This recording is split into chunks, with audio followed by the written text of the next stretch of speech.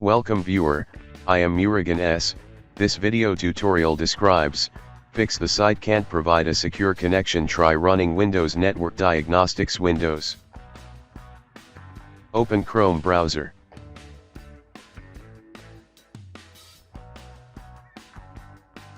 Open 3 dots, click Settings. Click Privacy and Security.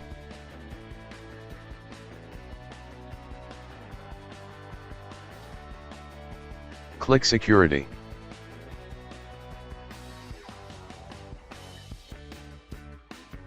Select No Protection, click Turn Off.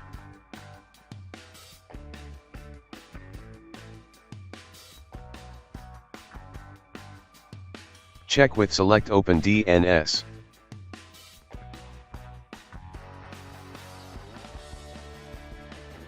Close and reopen Chrome browser.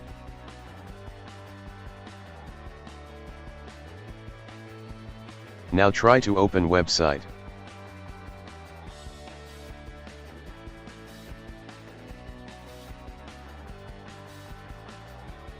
I hope this video tutorial helps to you. Please like, share and don't forget to subscribe my channel. Thank you very much. See you next video.